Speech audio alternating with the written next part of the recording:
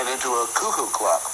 Well, the name of the story is the Loony Left, a group holding power in Britain's inner cities whose policies many believe are aimed at destabilizing both the party and the nation. The party is the Labour Party, currently the opposition to Margaret Thatcher's Conservative government.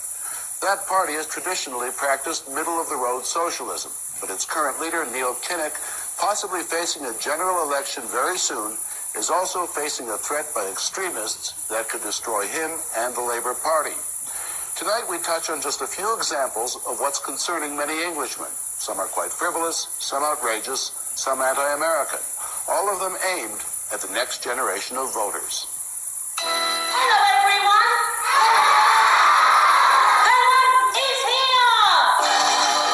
And so is the genie! There's no more! I'm free!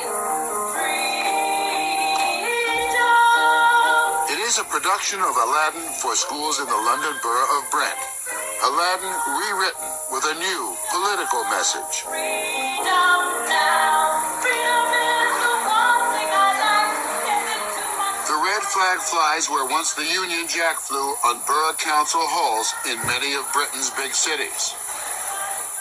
In London, for example, the loony or hard left now holds majorities on 8 of 12 borough councils, immigrant areas with large Asian and African populations, people whose treatment by a succession of British governments has varied from indifference to outright racism.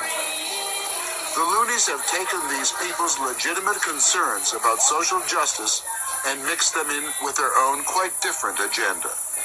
They seem to take the moral high ground on issues of racism and nuclear war, on how to change a society, and what better place to begin than the beginning. Give me freedom! And Aladdin with the theme of liberation may not offend anyone, but it is an example of how the hard left is determined to inject a message of politics into every working and playing moment of a child's life. But it also, implies that the girls are making a career for themselves and going to college and, are as likely to achieve as male members of the family. A meeting of the anti-racist, anti-sexist working party of the West Green Primary School, Borough of Haringey.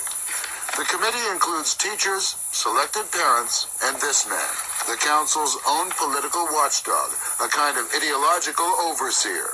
The committee's job is to purge the school library of books that it regards as racist or sexist. And this is one of the examples. In this, the horse is black and the horse is uncontrollable. It kicks people and hurts people. It's always negative. It's not a white horse. But at the end, hold on a minute, at the end, I'm coming to the it. horse is wonderful. Yes, the horse is tamed. White person. The horse is tamed by a quiet little passive white girl who gives it sugar. It's a bit sexist because the girl does it by giving it sugar. She doesn't, tame it or overcome it the way a male She figure used might. her mind over the muscles. Yes. Would you rather that Jennifer punched this horse between the eyes? She was so strong. I'd rather she had the choice. Yes, you have to undertake objective exercises like this. I don't think anyone at this table is saying it's easy, but it has to be done. I applaud the authority for having the courage to attempt that, to do that, because to me, that is the core of what education is about. It is about values. And what no longer has value in a number of London's inner schools are Snow White. The once beloved Dr. Dolittle is now an enemy of the children. So is Beauty and the Beast.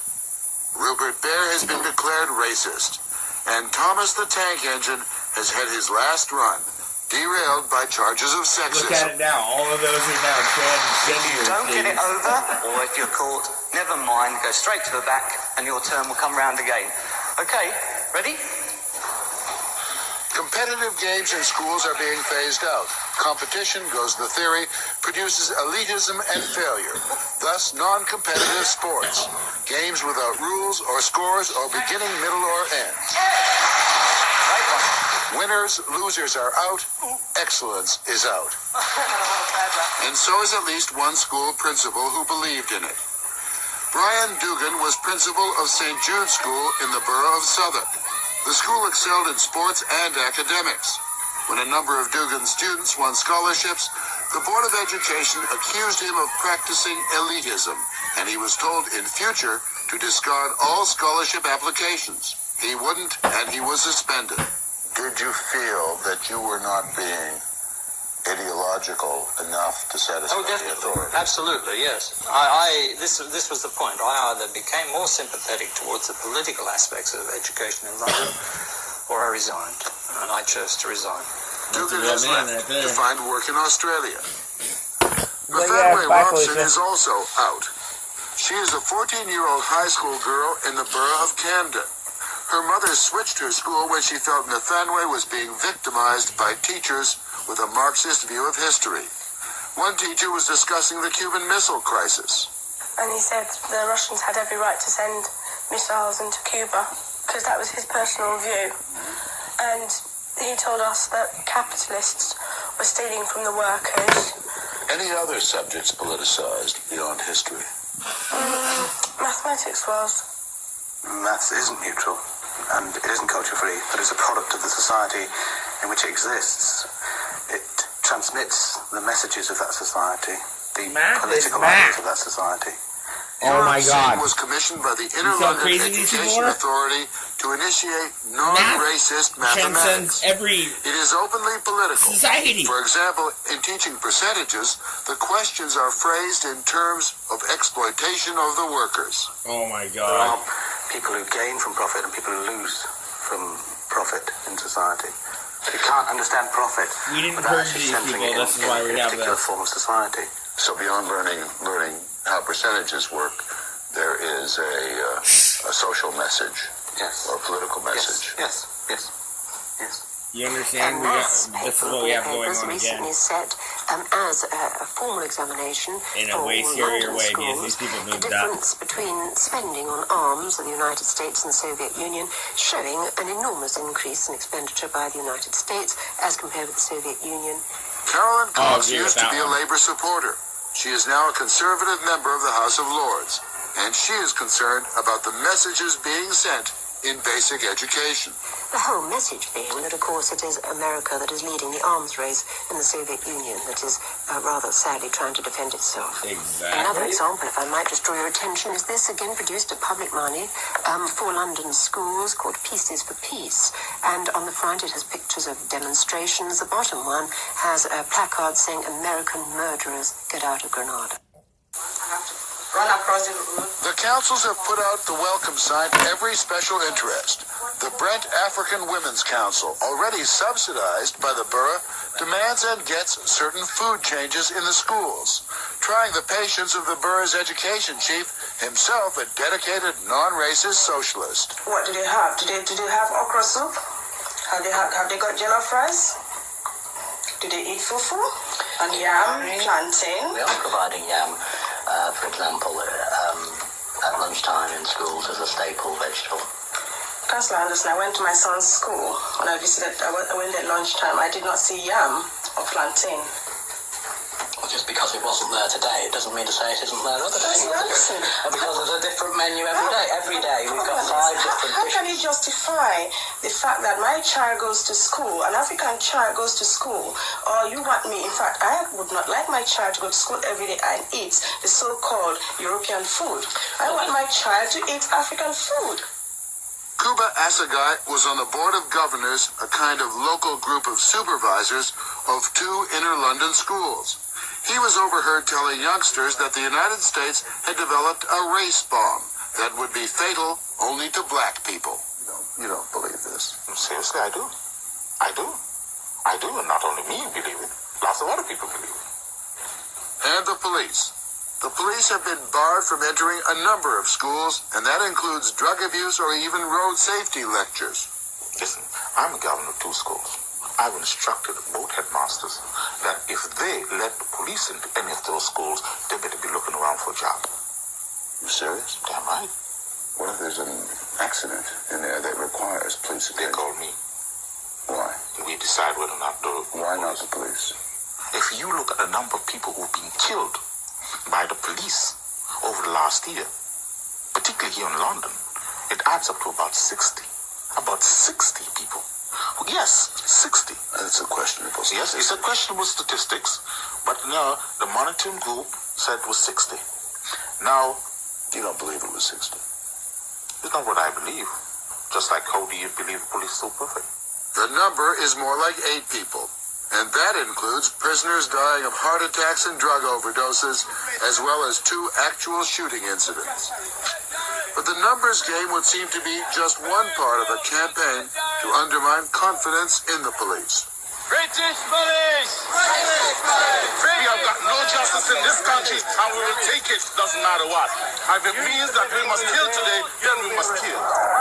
Actors were hired for a professional video for distribution in the schools. It shows police brutalizing black people. You're under arrest! You're not right! You are under arrest! Posters have been placed in a number of schools. They list incidents of police brutality, carefully selected out of genuine investigations, which some see as small truths piled up to form a big lie. Both poster and video were distributed by a committee with the misleading title of Police Support Unit. One of the things I've been looking at is a teacher's packet here on teaching of Auschwitz, yesterday's racism, which seems to deal very fairly, a very straight way with the horrors of the Holocaust. And then suddenly you find that young people are being asked to make links between the horrors of Auschwitz and problems in contemporary Britain, such as, for example, the behaviour of our police, or so-called anti-trade union legislation. Now, for me, that is shocking because it trivialises the horrors of Auschwitz. It also suggests to our young people that our problems are of the same kind. If you look at the material which is being produced, it is going in a very extreme direction. For example, the so-called anti-sexism in some of our local authorities now involves presenting what is called positive images. When Haringey Borough Council decided that it would go beyond simply ending discrimination against lesbians and homosexuals, but would urge that homosexuality be encouraged in the schools, it hit a nerve in a community that had hitherto been supportive or indifferent to the council's policies. The anger centered on a couple of books, especially this one, Jenny Lives with Eric and Martin, a picture book about a little girl, age 5, who lives with her father and his homosexual lover.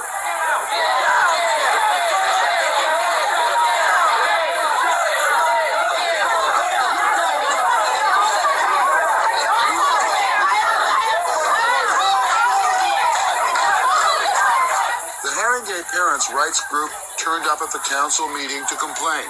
The council, with its Labour majority, voted to have those hated racist police remove the parents. Bernie Grant is leader of the Haringey Council. Madam Mayor, can I say that I have not been supplied with a copy of the book Jenny Lives with Eric and Martin? I have been supplied. I have been.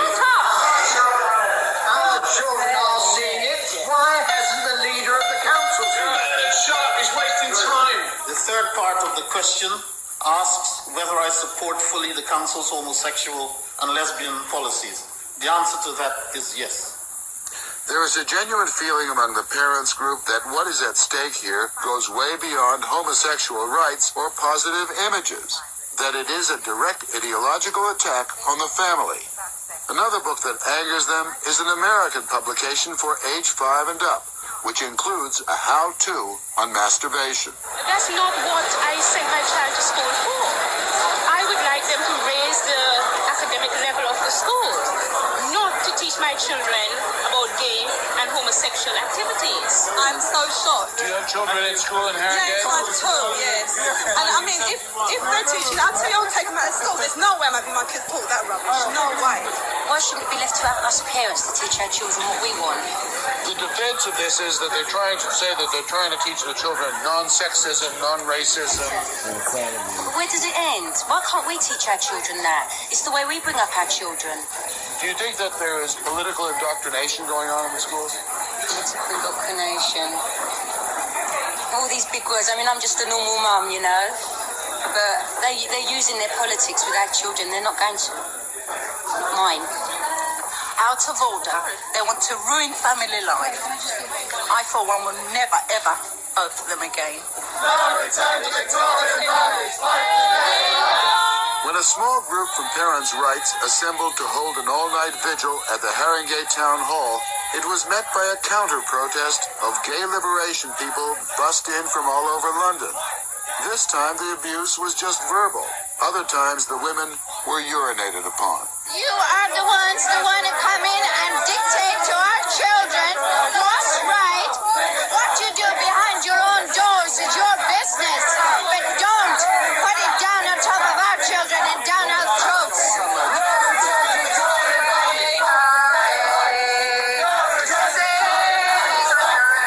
These women are not by any definition what the British call gay bashers, nor are they right-wing fanatics.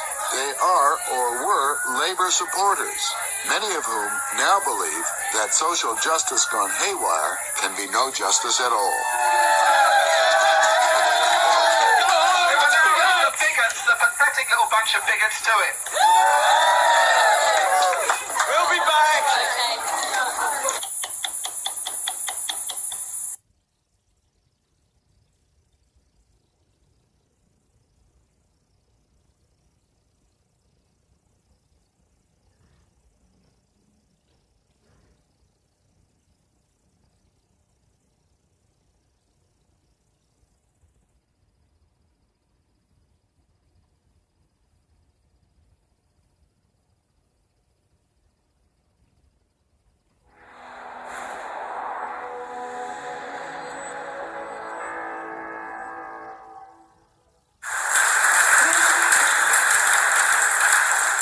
Good evening, everyone, and thank you for coming here this evening. I will just run you through the format of the evening. Mr. Robinson will be doing a speech for the first 40 minutes, and then it'll be followed by a Q&A session. So please do get involved and sort of ask questions. Without further ado, Mr. Tommy Robinson.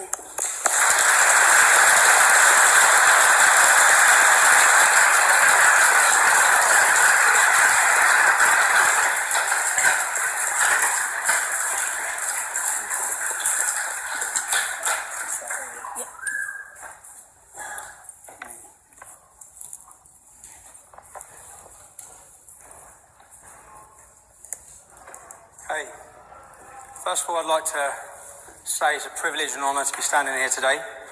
This is a long way from the streets of Luton Town to now be at the Oxford Union. I think it's a good day for freedom of speech. You've all heard, I was getting called a little fascist as I was walking in here.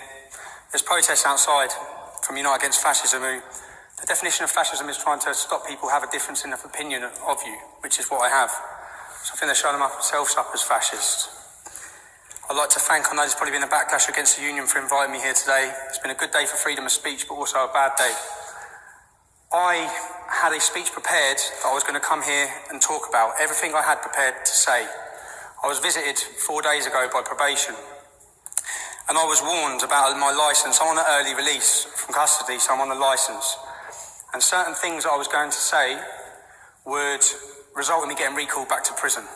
Now, even though, which I said, obviously I haven't got the same freedom of speech as what everyone else has got then, they said, no, not whilst you're on licence. And I was going to expose certain things about the police, but that'll have to hold now. What I want to do is I want to take you all through a journey of my life and talk to you about life stories growing up in Luton. By the end of it, I want you to understand where I come from and who I am. And why. I think why is a major question. Why was the English Defence League a phenomenon? Why was it born in Luton? Why was it started? What are the reasons that brought it there? I'm going to talk to you about Luton. I was born in 1982. When I was born in 1982, we had one mosque. I just want you to understand the demographic of the town. In 2014, we now have 30 mosques. The projected government growth forecast for the Pakistani and Bangladeshi community of Luton by 2030 is to increase by 70 to 77%. This would not be a problem if we didn't experience the problems we see related within the community. At the same time as I talk you through this, I don't want for 1 minute for you to think I'm tarring all Muslims as bad. I'm just giving you a projected view of my life. I want you to understand the stories that have happened. I'll start with my cousin, Jeanette, or my cousin's cousin. She was sexually abused. She was groomed. It's what we now know as grooming. She was raped. She woke up one day. She was found running semi-naked from Berry Park. Berry Park is the area where a lot of the Muslims have congregated and live. It's where these 30 mosques are. She was picked up by prostitutes in the street. Her dad collected her. If I talk about the failures from the police, when the family, I want you to understand and try and picture this as though it's your family relative. When the family were going to the police, when the girl is missing for 2 days, 3 days, yeah, and there is no response, and up until the Rotherham report, people wouldn't believe these stories because they are unbelievable. They would say she's a drug addict because in the end she was a drug addict because she was hooked on heroin that they were giving to her. She would climb out of the bedroom window to get back to them for her fix. The failures everyone now knows from the police force on these issues, but I want to just talk you through. When I was at school, the high school I went to, you had the Muslim playground and you had the non-Muslim playground. That's the same in pretty much every school in Luton. It wasn't divided through racial lines, it's divided through religious lines. We didn't cause that division. My friend at school, I was seeing a girl called Charlotte. She's from a lovely Irish family. And I was 12 years old, and my friend Razwan was seeing her friend Lisa. I can remember Lisa phoning up Charlotte hysterical because Razwan's family had all gone up to Lisa's house to threaten the family to say that they couldn't see or speak to each other. As a 12-year-old boy, this was a light bulb moment for me to think, what is this about? There was another boy around the corner from where I live called Jamie. He fell in love with an Asian girl at school. He got violently attacked for that. When they went to sixth form, Luton sixth form is the main sixth form in Luton town. I could have gone to sixth form. I got 11 GCSEs. I got an A in maths, 5 Bs, 5 Cs. As a young English lad in the town, to go to that sixth form, I have to be prepared to look at the ground. And I'm not prepared to look at the ground. And that's because there were Pakistani Muslim gangs in that sixth form, extremists in that sixth form. Now, Jamie went to sixth form.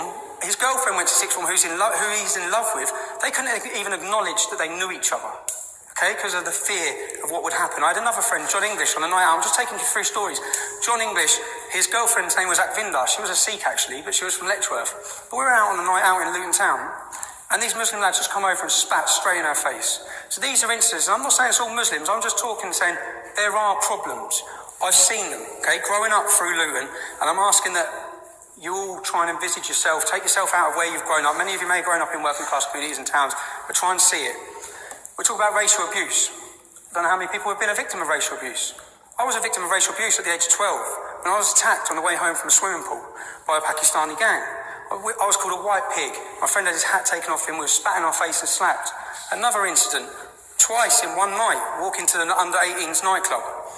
Whilst I'm talking about racial abuse, I'll talk about Mark Sharp. Mark Sharp was murdered in 1995. Any of you can Google this murder, yeah? He was my uncle's friend and his son was my age. He was going to get a takeaway. He was in his car, a van. He was going to get a takeaway when a car braked in front of him. He swerved around it and he gave a hand gesture. He was followed. He didn't know he was being followed. 4 Muslim Pakistanis were in the car. They phoned for reinforcements. More come. He was not aware of this. When he got outside the kebab shop, he come out, his son's with him.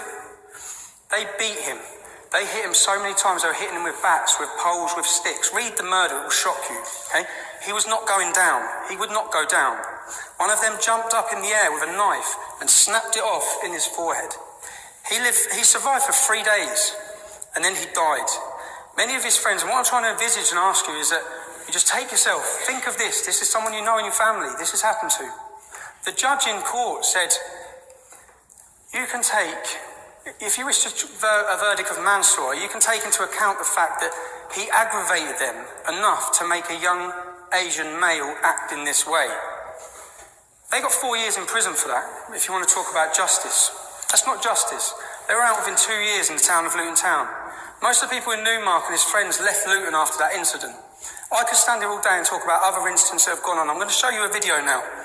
I'll ask you to watch. A series of attacks on the homes of elderly people in Luton are racially motivated. The victims fear the aim is to force them to sit up and move out. This is the latest attack, a beer keg thrown through the window of a 74-year-old great-grandmother in the middle of the night. It's the 3rd time it's happened. The last was on Christmas Eve. You can imagine Christmas Eve and somebody putting a brick through your window, how it felt. when everything's supposed to be jolly and happy, you feel down, innit? And they are bringing brick through my window and run. They are cowards. In the next street, another couple who've been targeted repeatedly. At night time, I personally can't sleep. And you don't know what next they will do. You wonder sometimes if they're going to put petrol or boom or something through the letterbox. And around the corner, this house. It looks unlived in. In fact, it's been home to one couple for 60 years. Now so terrorised, they won't take down the boards. Because it always happened between about 1 and 4 o'clock in the morning. And you were really worried, sick, wondering what was going to happen next. Because there weren't just little bits of stones of things, that these were real house bricks and lumps of concrete that they'd thrown through the window. Meanwhile, families are doing what they can to protect themselves. I am one of the old type, determined black woman. I am not going nowhere. If they don't like me here, they can go. I'm quite happy where I am. Scared, but most of all angry, they're not moving. Now, again, maybe take it to the community you live in. You know these people, because I know the Palmers and I know the Howards, yeah? You can imagine eruptions these sort of incidents cause in your community. There was actually 30 people's houses that were attacked at these times. There was 88 attacks before the police acted. The way what we're seeing in the Rotherham report is it shows the police inability, conspiracy with the police and different organisations, social services, where they downplayed it and suppressed it because they didn't want to be deemed as racist, yeah? So crimes went up. They facilitated the rape of a generation of kids for 20 years due to not wanting to be called racist. Similar things. When the police haven't acted, they haven't acted in towns and cities and communities like Luton for incidences like this. That's what, again, what you understand is, I know those families. I remember these times when these things were happening. And if you watch the actual video, the Howards, it was Muslims that offered them support. It was Muslims that offered them help. I'm not painting a picture. All Muslims want them to move out of that community. I'm just want you to understand there are problems in these communities. There's problems that need addressing, they need talking about, okay? Now, I want you to ask yourselves as well, do you think it's got better or worse? That was years ago. Seriously, do you think it's got better or worse? It hasn't got better, okay? I'm now going to show you a video from 6 months ago. Yeah, just talk me through. Tell me the story. Okay, well, about 5 years ago, I got rid of my car. And I became more prominent in the streets of Newham. And I started noticing people get out of things as they would pass me, or people were spitting very close to me in the streets. And after about a few months, I realised actually they were spitting at me. And I faced quite a lot of anger. I faced quite a lot of just aggression from various younger Muslims in the community, simply because I was a Jew, or rather a conspicuous Jew in the college. And one time I was cornered in the college. I was shoved into the corner, and I was made to justify the existence of Israel. Well, I've got post-traumatic stress disorder, and I experienced a lot of panic attacks. Yeah. So it's, yeah. You've been living under a barrage of abuse and threats and intimidation for years. Yes, 5 years now, and it's been coming up for 300 incidents, attacks on me and my home, and it probably wouldn't be so bad if I knew that, maybe the authorities would have my back, but unfortunately they don't. I do think every morning, I'm still here, and I go to bed at night. I live today, I've seen the image of your property. It's like Fort Knox now, isn't it? Yeah. I mean, my friends that, I had to stop my friends coming to the house because I couldn't guarantee their safety. So I never have friends at the house. I always meet my friends outside. I can't have family to live with me because it's too dangerous. I live in... See, this is 2014 in the Borough of London. 2014, do you know what it's like to see a grown man brought to tears? Do you know how many families I meet that are brought to tears in Luton and towns like that? The reason why I'm showing you these videos, I want you to understand this is real life. This is not made up. When we're talking about issues and the reason why we're passionate about these issues, we're not making it up. And at the same time, he's the first to say the vast majority of Muslims are not involved in this in any way. But there is a problem. The reason why I met him, I've been talking to him for 5 years. A lot of people then, with the English Defence League, they don't go to the police anymore in towns like Luton. They contacted us to talk about the issues, talk about what's happening with their families, how they're feeling persecuted, etc. I went to meet him because he's moving to Israel, because he feels he has to move to Israel if he wants to be safe. His only crime is that he's Jewish and he's living within a Muslim ghetto. And now as we're talking through, we all remember September 11th. I think everyone should remember where they were on September 11th. I was at Luton Airport on my apprenticeship. I remember everything. And then I remember getting a phone call again about Luton sixth form from a friend who was at the sixth form. That's the age I was at. I was probably 18, but going back to then. Saying that Muslims were cheering and celebrating. A lot of these things may sound unbelievable. Yeah? When I then went to my local shops in my estate, I see Magnificent 19 posters across the estate, yeah, glorifying these people. On the first anniversary we saw in my hometown of Luton, imagine this is your town where you live. You've got posters glorifying terrorism. You've got billboards. As you walk up your street, the billboards are now painted over. Anything showing a woman's flesh is covered up. This is all to fit in with Sharia. And it's from certain sections, a minority, but a dangerous minority within the town. I want to take you through and I want you to try and understand, as me growing up, the changes I'm seeing, they're not for the good, okay? They're not for freedom. So this will just show some posters. That's the covering up, some billboards, the Magnificent 19 posters on a phone box.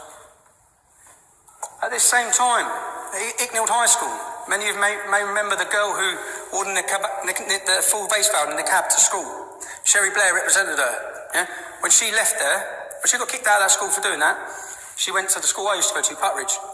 But her brother was part of Al Mujahideen, an extremist organisation. They used to protest outside the school all the time, this Icknield High School. They then had, at the same time, every year, they're outside the school handing out leaflets saying Christmas is a sin. Children are just trying to go to school, trying to paint a picture that things are going on across the town at this time. Now, what I'll show you now, this is a newspaper article. If you want to take one of them and pass them around, people can read them themselves. This, I feel, is very important. I think it's very important to show you where we were at in the town. This newspaper article is from September 2004. You're going back 10 years, okay? I was 21 years old. Anti-terror rally. I organised this rally when I was 21 years old. I made these leaflets, okay? This will show you that the English Defence League may have been born in 2009. There's a reason. There's a history behind it. When the Beslan massacre, remember the Beslan massacre? The school children were lined up and murdered by Chechen terrorists. They killed loads of kids in front of their parents. I remember watching that. And then I remember watching an interview of a Muslim from Luton. His name's Saif al-Islam. It means Sword of Islam. He was a part of this organisation called Al Mujahideen. And he said what happened at that school was justified.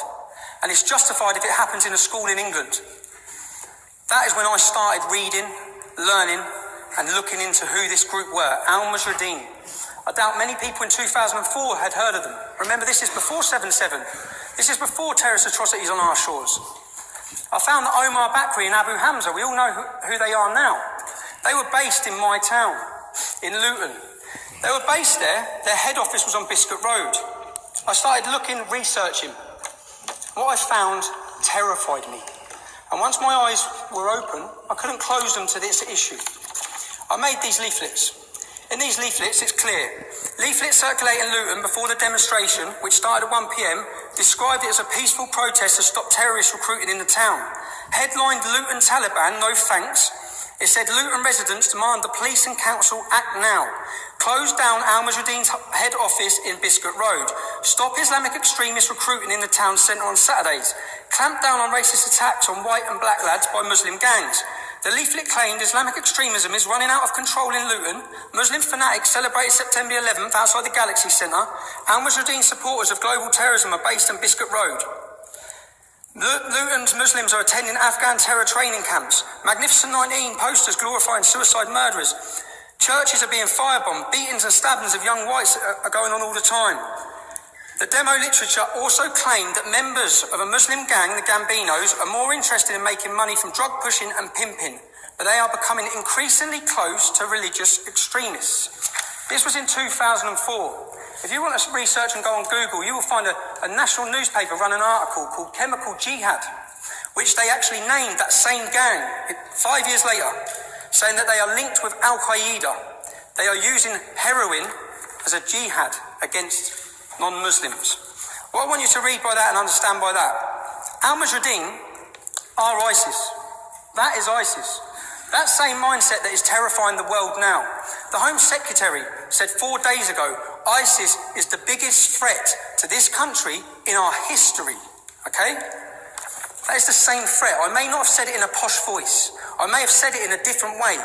We understood who these people were, what their thoughts were, and how dangerous this ideology was. You have to remember that this was before 7/7. 7/7, the terrorists collected their bombs in Luton.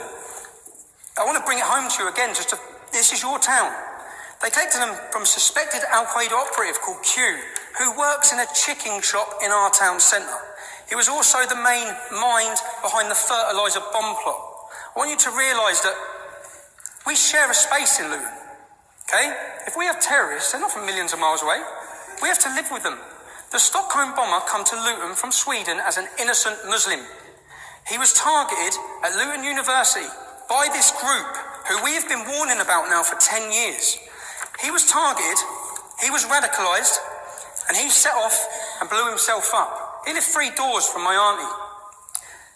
That group of extremists that I'm talking about were on Luton University in Freshers Week. You're at university, many of you.